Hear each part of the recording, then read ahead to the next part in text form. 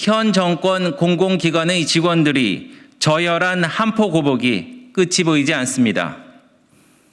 한 공기관이 세종시에 입지도 못할 유령 청사를 지었는데 청사에서 근무도 안 하는 공사 직원들 절반이 아파트 특별공급 혜택을 받아 모두 수억 원의 시세 차익을 누렸다는 것입니다.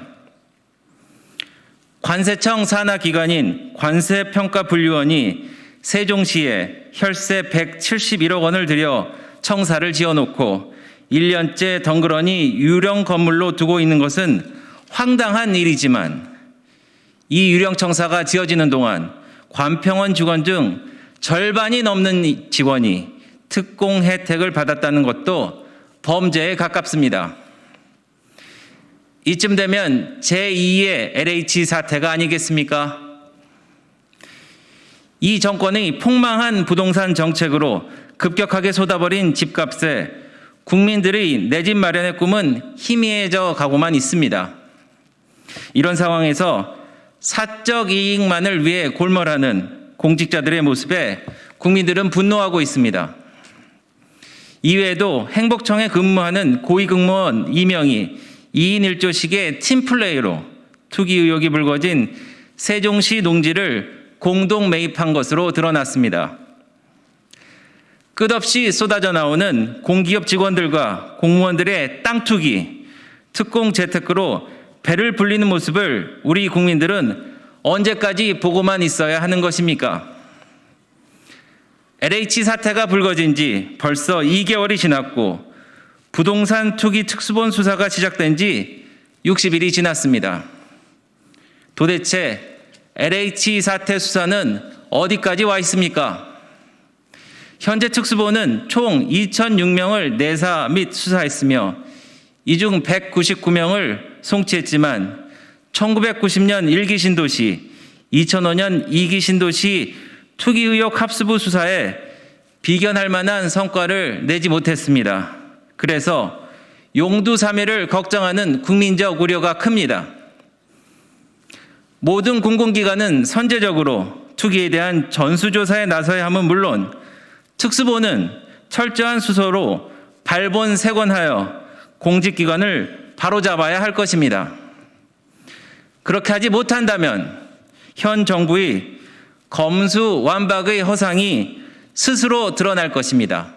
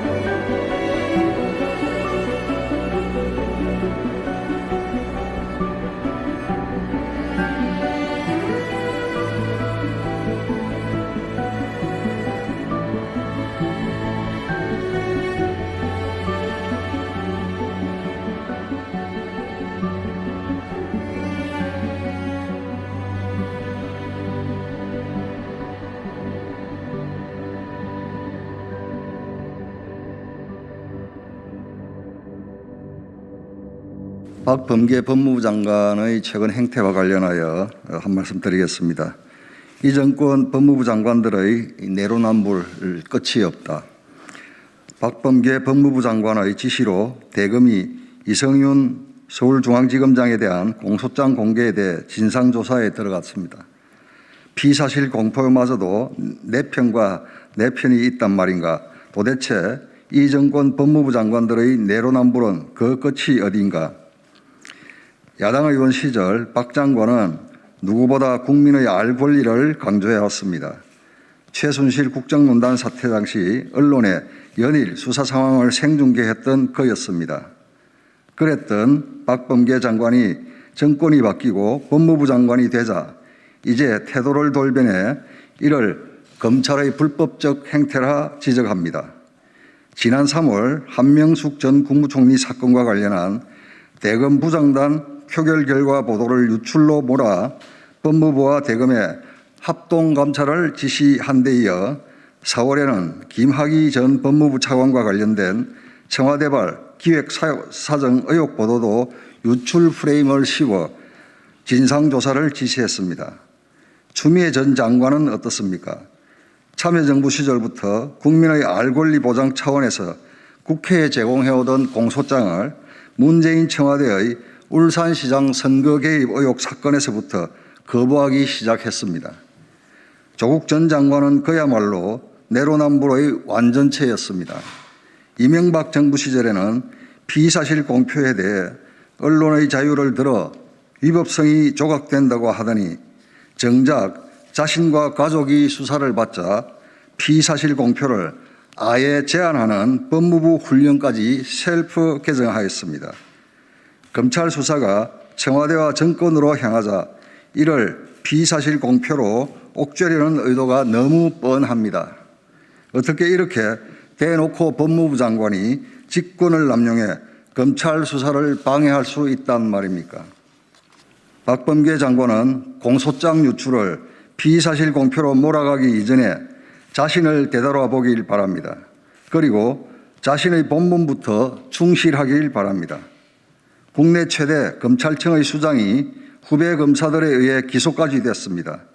이보다 엄중한 사안이 있단 말입니까? 박범계 장관은 즉각 공소장 유출자 색출을 중단하고 이성윤 검사장에 대한 직무 배제부터 단행하여야 할 것입니다.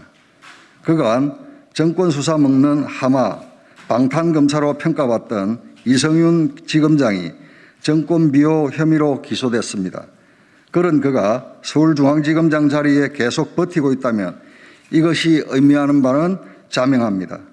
이성윤 지검장이 지위와 권한을 남용하여 자신의 비행위를 덮으려는 행위에 대해서 법무부 장관이 아무런 조치를 취하지 않는 것은 명백한 직무유기입니다.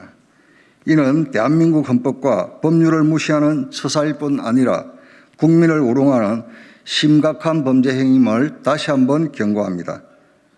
2021년 5월 18일 국민의힘 국회법제사법위원회 위원일동.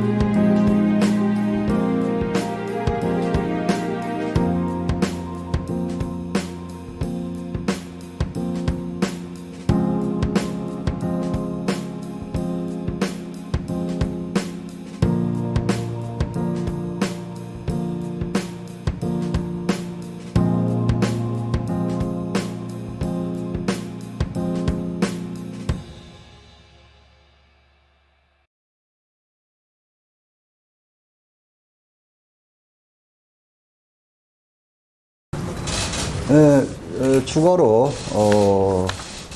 저희 당에서는 박범계 장관이 이성윤 서울중앙지검장을 직무배제시키지 않는 부분에 대해서 직무유기로 고발을 지금 적극 검토하고 있습니다. 마치겠습니다. 마지막 한 말씀만 좀 드리겠습니다. 오늘 윤호중 민주당 원내대표가 우리 당 원내대표의 법사위원장 배분 문제에 대해서 윤호중 원내대표가 우리 당이 때를 선다는 표현을 썼다고 합니다. 상당히 불쾌합니다. 그리고 무도합니다. 윤호중 원내대표의 오만함에 개탄을 금치 못합니다. 저희들이 법사위원장 자리를 탐이 나서 달라는 것이 아닙니다. 수십 년간 국회는 국회의장과 법사위원장을 여야가 교차하여 맡아왔습니다. 그 이유는 단 한 가지입니다.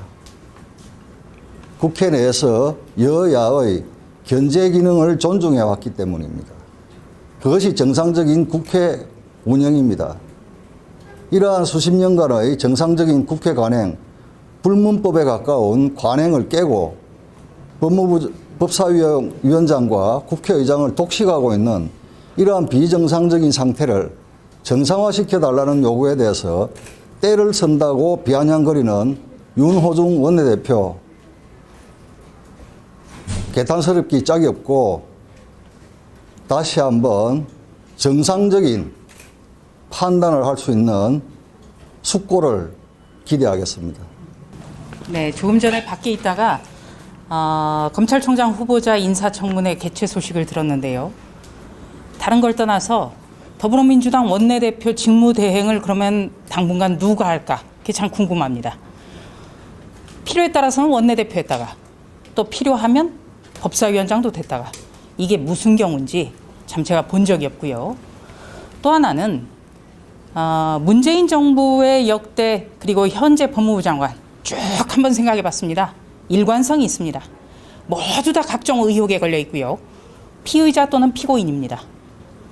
박범계 법무장관, 윤석열 검찰총장한테 뭐 형이라고 부르고 그렇게 칭송했다가 또 여권에 부담이 되니까 또 말을 바꾸고 이번도 마찬가지예요. 그래서 우리 박범계 장관, 피고인 신분의 장관인데 전에 했던 그런 영상과 지금의 모습을 좀 대조시켜서 국민에게 알려야겠다 이런 생각을 하고 있습니다.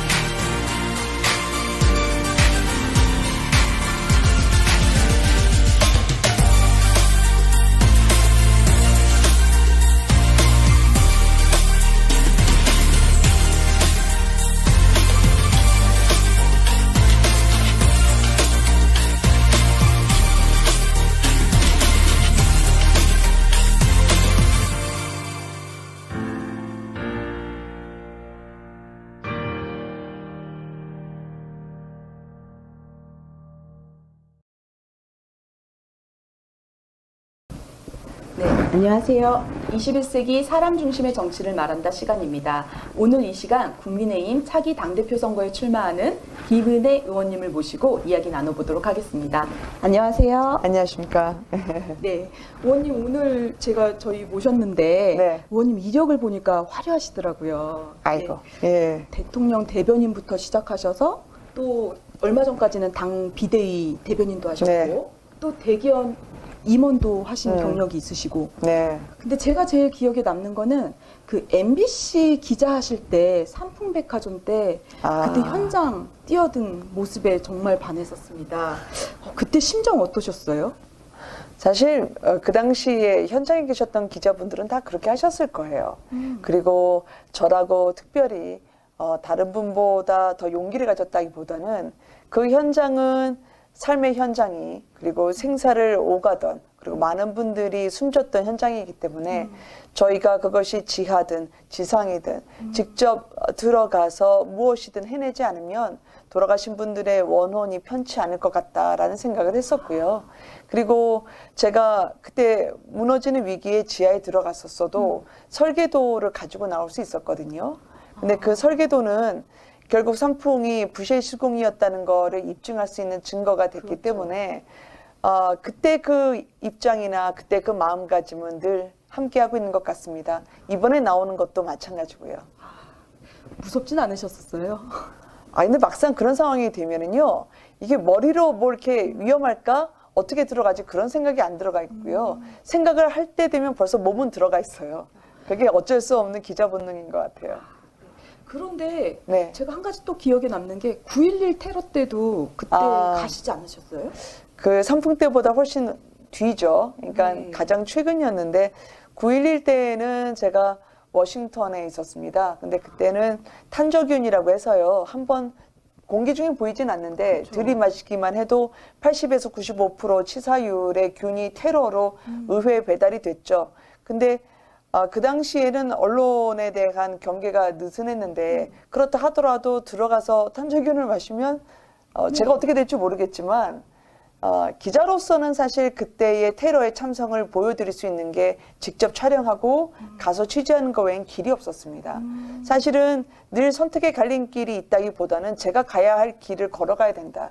그게 그 당시에 기자로서나 지금 국회의원으로서나 제가 당대표에 도전할 때 잊지 말아야 할 초심이라고 생각을 합니다. 네, 정말 현장에서 너무 뛰어난 활약을 보여주셔서 제가 너무 기억에 많이 남았었습니다. 그런데 이제 특별히 뭐 정치를 네. 해야겠다 생각했던 사건이나 뭐 그런 큰 계기가 있었는지 궁금해지거든요. 사실 늘 기자라고 하면 차장님도 마찬가지지만 현장에 있는 분들을 만나고 그 안에서 어려움을 포착하고 또 거기에 대한 솔루션을 찾아서 사실 세상에 해결책을 내놓는 다리가 되죠. 가교 역할을 하는 셈인데 그런 면에서 사실 기자나 정치인으로서의 역할은 크게 다르지 않았다고 생각을 해요. 다만 본질적으로 입법을 해서 그리고 함께 더 빨리 효과적으로 그분들의 삶을 편하게 하는 데는 정치가 제일 빠른 길이었고요. 그리고 공익이나 사익이나 늘 기자로서도 그랬고 제가 청와대에 있을 때나 기업에 있을 때도 마찬가지지만 나보다는 남을 먼저 그리고 나라와 민족이 어떻게 가야 될지를 생각하는 건 그 당시 저와 함께 살았던 분들은 비슷하게 생각할 것 같습니다. 그렇구나. 그래서 정치는 그동안에 이제 보수가 능력도 있고 그리고 많은 분들에게 믿음직하다라는 이미지를 줬었는데요. 어느 순간 우리가 보신주에 빠지거나 그리고 국민 여러분들이 너무 삶이 힘들었고 지난 4년은 특히 더 그랬는데 의지할 곳이 없고 기댈 언덕이 되지 못했던 보수에 대해서 한번 제가 들어가서 바꿔보고 싶다. 그렇게 해서 정치에 어떻게 특별히 이렇게 바로 길이 여기다라고 생각한 건 아닌데 그냥 숙명처럼 들어왔던 것 같습니다. 숙면적인 선택이었다. 네, 멋지십니다. 그럼 의원님 지난주에 청와대 앞에서 이제 네. 당대표 출마 기자회견을 여셨어요. 그렇습니다. 예, 당대표에 출마하는 뭐 특별한 계기가 있었는지 궁금했거든요. 저희가 이제 재보궐선거를 했잖아요. 네, 재보궐선거를 하고 나서 많은 분들이 우리 당을 지지해 주셨지만 그게 저희가 잘해서가 아니라 사실 국민 여러분들이 승리를 하신 거였죠. 저는 이번 재보궐선거는 우리가 실패했다고 생각을 하고 오히려 뼈를 깎는 혁신을 하고 변화를 하지 않으면 대선에서 기회가 오지 않을 수 있다고 생각을 했습니다. 왜냐하면 이번 대선은 우리 모두의 우리 가족과 우리 자녀분들과 삶이 달려있는 그래서 반드시 이겨야 되는 정권교체의 지름길이죠. 여기서 이기기 위해서는 국민들이 변화해야 된다라고 생각을 하실 텐데 선거 이후에 저희는 좀 편안했던 것 같고 그리고 혁신 동력이 많이 상실이 됐고 여기서 이렇게 주저앉을 수 없다라는 생각이 아마 저를 그 길까지 이르게 했던 것 같아요. 아, 그러셨어요. 네. 근데 출마 선언 뭐 이제 특별히 국회가 아니라 청와대에서 하셨어요. 아, 그렇습니다. 독특했거든요. 혹시 청와대 앞에서 하신 뭐 의미가 있는지? 아니 사실 처음에는 반드시 어디서 해야겠다라는 생각을 한 건 아니었는데요. 그래도 저희 초선 의원들과 함께 우리의 문재인 정부에 대한 저항, 그리고 문재인 정부가 당시에 윤석열 전 총장, 당시에는 총장이었죠. 직무 정지를 시켰던 때였습니다. 그게 위법적인 사안이었죠. 그렇지만 추미애 당시 장관과 함께 너무나 이 법을 쉽게 짓밟는 그들의 안이한 태도를 보면서 저희의 행동을 보여줘야 된다고 생각했고, 저항의 불씨가 처음 지펴졌던 데가 바로 제가 서 있던 장소였어요. 아. 그래서 우연처럼 그렇게 저희가 그날 의원총회가 네, 예정이 돼 있었죠. 있었거든요. 그래서 겸사겸사 자연스럽겠다 생각은 했는데 청와대가 보였고 우리의 목표 지점이 보였기 때문에 국민들과 함께 손잡고 꼭 저리로 들어간다. 우리 당의 대선 주자가 말이죠. 그렇게 다짐을 하고 지향점을 보면서 네. 출마 선언을 한 셈이 됐습니다. 아, 의원님 입장에서도 거기에 의미 있는 장소이자 감개무량했죠. 또, 예. 네. 아, 네. 그러면요, 혹시 네. 제가 출마 선언 장면을 보긴 봤어요. 네. 봤는데 뭐 파격적인 리더십 교체 그걸 주장하셨어요. 그게 네. 어떤 의미인지. 또 초선 의원이시잖아요. 그렇죠. 근데 뭐 사실상 당대표 출마는 쉬운 결정이 아니었을 텐데 뭐 결정적인 계기 있으셨어요? 제가 대선까지는 사실 기간이 짧지 않겠습니까? 그래서 당이 변화하는 모습을 보여드려야 되는데 사실 변했다고 하면 지도부 교체 그리고 당의 간판 얼굴이 새 얼굴로 보여드려야 몸부림치는구나, 어떻게든 국민 앞에 다가서려고 노력을 하는구나라고 봐주실 것 같더라고요. 그래서 변화와 혁신을 얘기하는데 당 지도부가 과거 얼굴 그대로라면 국민들은 변화를 인정하지 않을 것입니다. 그래서 파격적인 리더십 교체가 반드시 필요하다고 여러분들에게 말씀을 드리고 싶습니다. 그래도 초선 당대표가 약간 생소한 건 사실이에요. 그럼요. 예, 네. 그래서 일각에서는 뭐 경륜 부족 그런 문제도 좀 우려하는 목소리가 나오고 있는데 네. 어떻게 생각하세요? 저는 경륜이라는 두리뭉실한 말에 현혹되지 않으시기를 요청드리고 싶습니다. 그렇죠. 왜냐하면 당대표라고 하는 것은 비전을 보고 역량을 봐야 되는 자리입니다. 맞습니다. 나이를 따지고 연세가 드시면 안 된다. 연세가 꼭 젊어야 정답이다. 전 그렇게 생각하지 않습니다. 그래서 오로지 비전과 능력은 나이와 지역을 가리지 않고 저희가 봐야 할 지점이죠. 특히 BTS 같은 경우에는 나이가 어려도 역량이 뛰어나니까 세계에서 인정받는 거 아니었을까요? 그래서 이렇게 복잡해 보일수록 기준은 선명하고 단순해야 된다고 생각합니다. 멋지십니다. 아유, 감사합니다. 그런데 네. 초선들도 그러면 검증하거나 비전을 이제 검증받아야 된다, 능력을. 네. 그런 얘기도 지적도 나오는데. 그럼요. 저희가 거저달라고 하는 거 아닙니다. 그리고 당연히 초선들도 검증을 탄탄하게 받아야죠. 중진들도 마찬가지인 것처럼 저희들에게는 잣대를 덜 대거나 어수룩하게 되면 안 될 거라고 생각을 합니다. 누구에게 더 역량이 있는지 앞으로 치열하게 상호 검증을 하고요. 경쟁을 해야 된다고 생각하죠. 근데 사실요, 네. 여야 가릴 것 없이 지금 막 혁신, 개혁 뭐 그런 얘기 많이들 강조들 하시고 계세요. 그렇죠. 예, 근데 과거부터 이제 꾸준히 나오기도 했지만 그래도 김은혜만의 혁신은 무엇인지, 무엇이 다른지 한번 설명 좀 부탁드릴게요.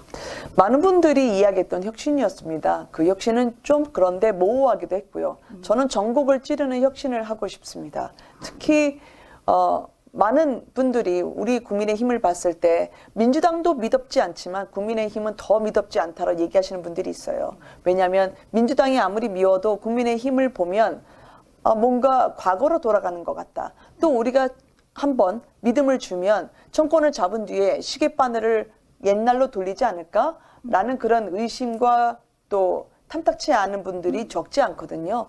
그러려면 저는 혁신은 안에서부터 진짜 해야 된다고 생각합니다. 보수는 사실은 가족이라는 공동체를 품어왔고요. 그리고 나라에 대한 헌신이나 책임감 이 부분에서 타의 추종을 불허했었습니다. 근데 어느 순간 우리의 정당을 보면 내가 밥을 굶어도 내 새끼 먹여 살리는 게 우리 어머니 아버지의 모습이었는데 청년들, 당으로 들어와서 미래를 설계하고자 하는 분들에게는 굉장히 인색하고 진입장벽이 높았어요. 그래서 싹이 자라지 않으니 미래도 보이지 않았던 거고요.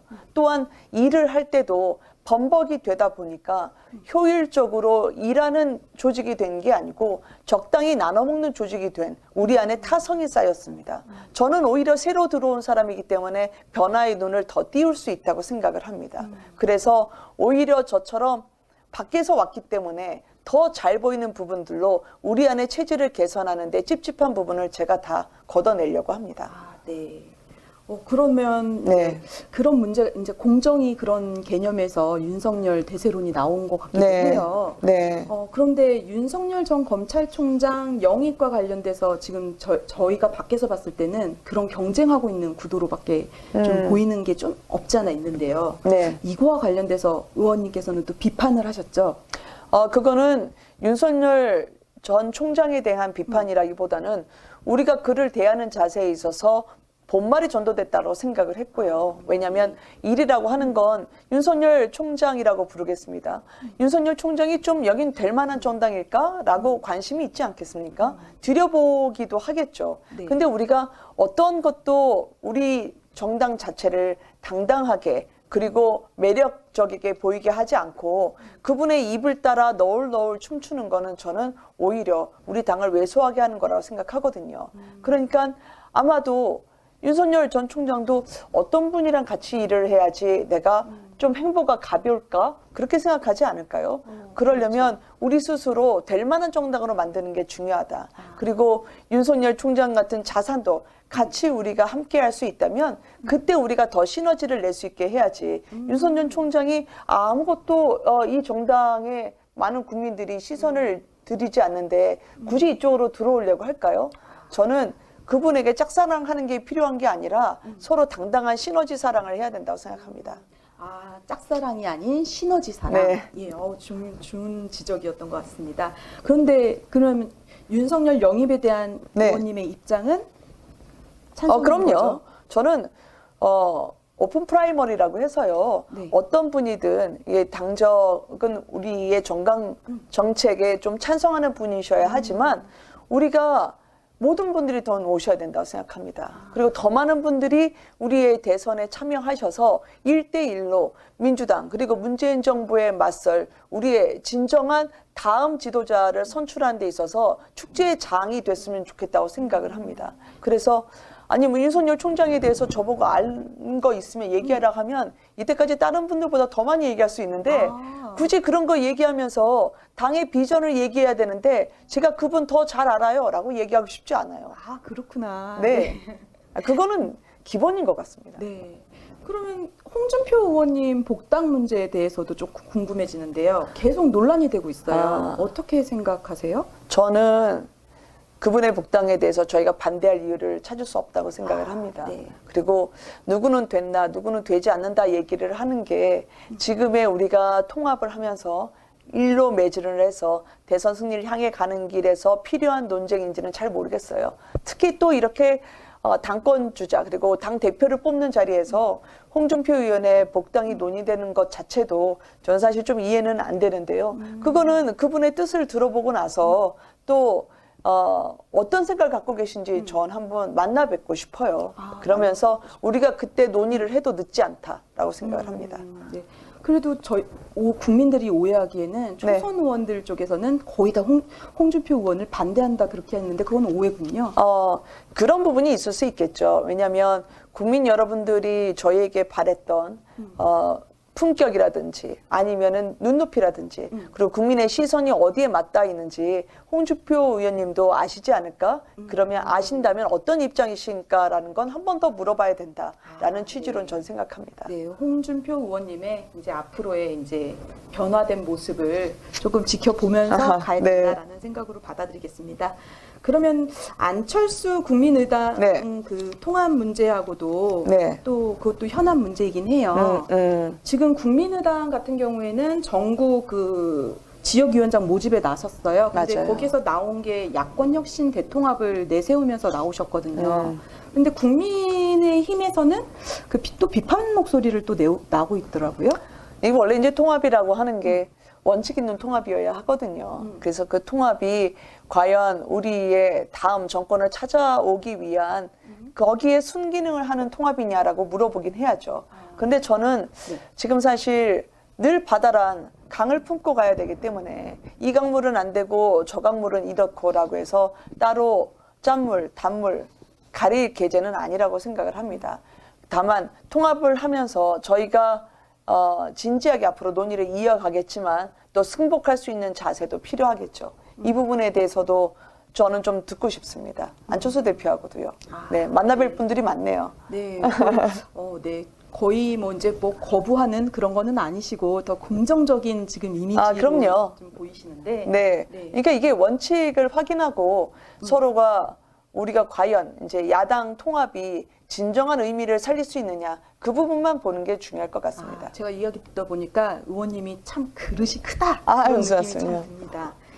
그러면 지금 그 여자 의원이시고 네. 또 이제 지금 출마 선언은 하진 않았는데 네. 나경원 전 대표도 지금 전 의원님도 대표는 아니고 출마 선언 얘기가 나오고 있잖아요. 네. 출마 선언 하실 것 같은데 어떻게 네. 생각하세요? 나오신다고 하나요? 저희는 듣기로는 일각에서는 그렇게 생각을 하고 있는데 네. 나오신다면 어떨까요? 나경원 의원님이 나오신다면 저는 개인의 선택을 존중해야 된다고 생각합니다. 그리고 그분의 고심이 있었을 거라고 생각을 합니다. 당이 얼마나 어렵다고 생각하시면 나오셨을까요? 근데 저는 그 선택을 존중하겠지만 그래도 출마설 자체는 안타까운 일이라고 생각을 합니다.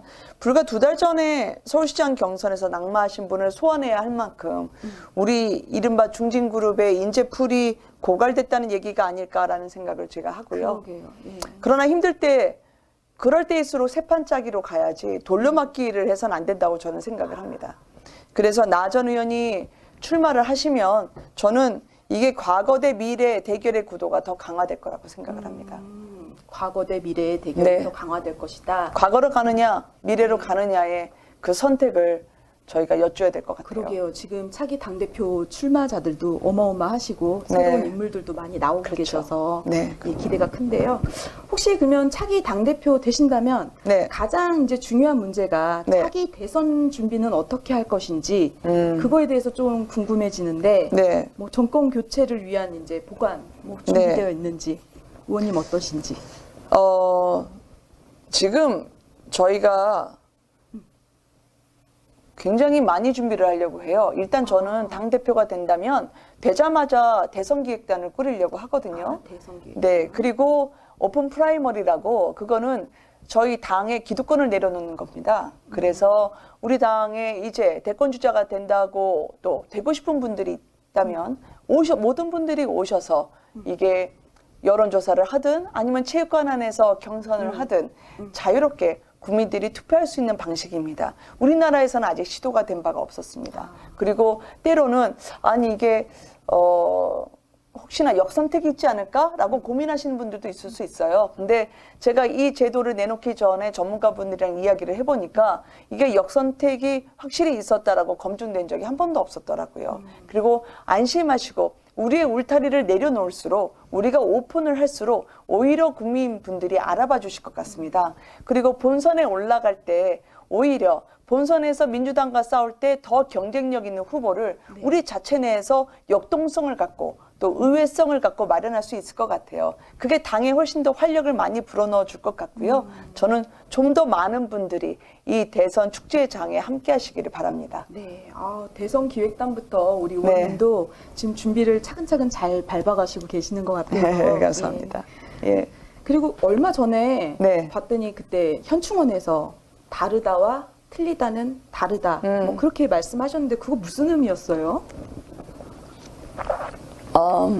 현충원은 네, 보통은 이제 당대표 선언을 하고 가는 곳은 아니죠. 그렇죠. 예. 그리고 보통 이제 뭐 공직자분들이 주로 처음에 재임을 하면서 가는 곳인데 저는 유독 거기에 박정희 전 대통령, 그리고 이승만 전 대통령, 김영삼 전 대통령, 김대중 전 대통령의 묘역을 갔습니다. 왜냐하면 제가 71년에 태어났거든요. 그때 박정희 당시 대통령이 돌아가실 때가 제가 8살이었어요. 네. 근데 너무나 많은 분들이 울고 계셔서 그 이유를 몰랐습니다. 제가 그런데 이후에 대학생이 되고 90년대예요. 그리고 기자가 되고 또 다시 정치인으로 돌아올 때까지 가장 많은 해석이 필요했고 가장 많은 생각을 들게 했던 사람이 박정희 전 대통령이었습니다. 왜냐하면 정권에 따라서 어떤 정권이 들어서면 나쁜 대통령이라고 하고 네네. 또 어떤 정권이 들어서면 좋은 대통령이라 하더라고요. 그럼 저는 묻습니다. 그러니까 다르면 틀리다고 항상 손가락질을 했기 때문에 우리는 달을 쳐다볼 수 없었고 달을 가리키는 손가락만 봤죠.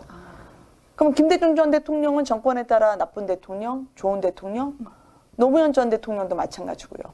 왜 자꾸 과거로 계속 수레바퀴를 돌리는지 모르겠어요. 그러면 태조 이순계는 좋은 왕인가요? 나쁜 왕인가요? 정조는 또 어떻습니까? 그게 중국의 모태동 등소평만 하더라도 상대에 대해서는 과오를 엄정하게 펼쳐서 결국은 7대3이든 천안문 광장에 전임자의 사진을 내걸고 본인만의 노선을 걷는다 하더라도 갈등을 과거에서부터 끌어오지 않고 미래를 위한 화합으로 딱 마무리를 졌거든요. 저는 그런 식으로 보다 화합과 통합의 시대를 열어가는 건 우리가 앞으로 역사를 대하는 자세여야 된다고 생각을 합니다.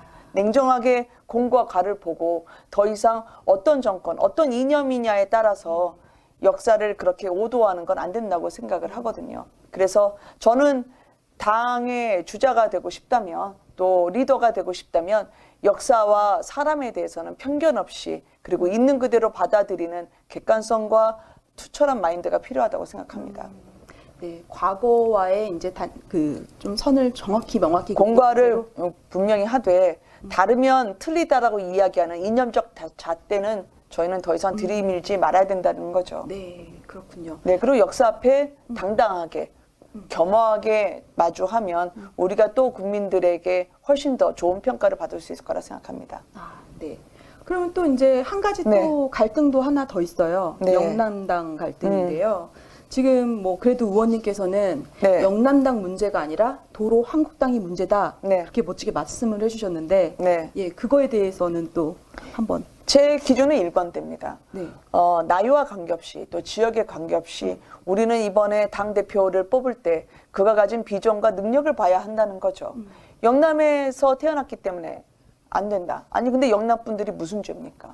영남 분들이 우리 당에 대해서 그동안 많이 지지를 해주시고 원동력을 제공해 주셨던 분들이죠.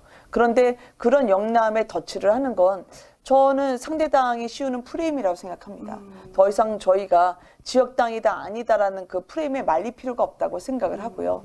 도로 한국당으로 표상이 됐던 서로의 계파와 서로의 기득권을 차지하기 위해서 오히려 국민을 저만치 떠밀려 보냈던 그런 과오를 다시 반복해서는 안 된다.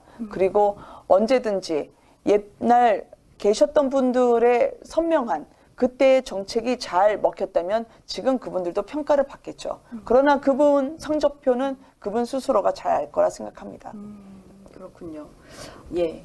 그리고 그러면 이제 지금 초선 돌풍이라는 말이 지금 떠돌고 있는데요. 네. 같은 그룹의 이제 김웅 의원님도 네. 초선이신데 이제 돌풍으로 일으키고 있고 더 네. 놀라운 건지 이준석 전 그 의원님도 네. 그 나오고 있는데 그런 분들과 차별화되는 지점이 있을지 어떤 부분일지.